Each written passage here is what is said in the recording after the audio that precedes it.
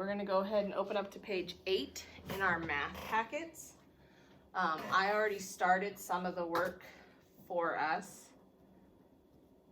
just to save us time on the video, so you can pause at any point and get caught up and then join me for the last two. So the first one was already done for us. There were 3 beads on one side and 1, 2, 3, 4, 5, 6, 7 on the other. Okay, so in class, if you guys were here with us, we usually make bracelets that have 10 beads on them, and then we divide up the beads to the top of our wrist and the bottom of our wrist, and we kind of play with it. So, means you're not here, I'm just gonna kind of make it up for you. Okay, so for this one, we have 1, 2, 3, 4 at the top, and 1, 2, 3, 4, 5, 6. So as you can see, when I add 1 to the top, 1 leaves the bottom, right? There were 7 at the bottom, now there's 6 because there are 4 at the top now where there were 3. So when I add 1 to the top, 1 has to leave the bottom.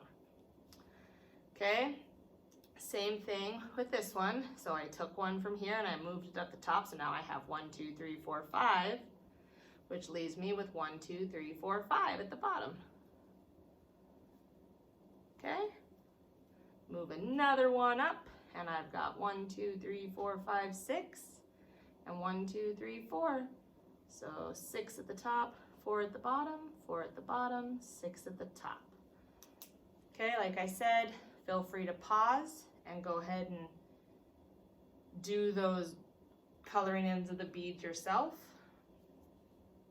Okay, down here, I'm now going to move another bead up to the top, and I'm going to have 7. So 1, 2, 3, 4, 5, 6, 7, which leaves me 8, 9, 10. 3 at the bottom. So 7 at the top, 3 at the bottom, 3 at the bottom, 7 at the top. Okay, and my last one will be, we're going to go ahead and move 8 up top here.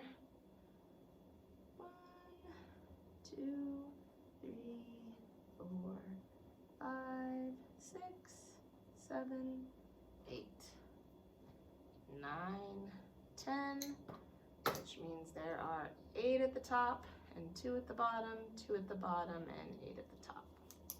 So the only ones we didn't touch on were 9 and 1 and 10 and 0. That would be where all beads would be on one side and 0 on the bottom, or I'd move 1 more up and have 9 up here and 1 down at the bottom.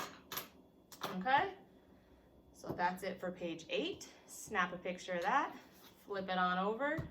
We're gonna do page 9. So they want us to match the partners of 10 and then write the number bond that matches it. So A is a 10 and 0 as its parts. So A, I would write 10 with 10 and 0 as its parts. I know my total is going to be 10 for B. The first part is 9. So what's my other part going to be? 9, 10. I need 1 more to make 10, so I'm going to draw a line down to the 1. Right, 1 is my other part.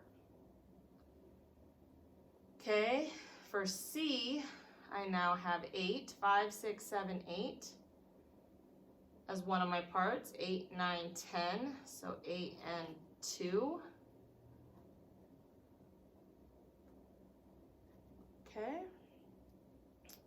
D, 10 is my whole, 7 is one of my parts, 7, 8, 9, 10.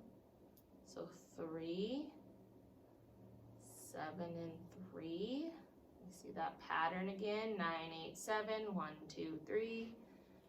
Crazy how many patterns are in our numbers, huh? Okay, E, 10 is going to be my total. 6 is one of my parts. So 6, 7, 8, 9, 10.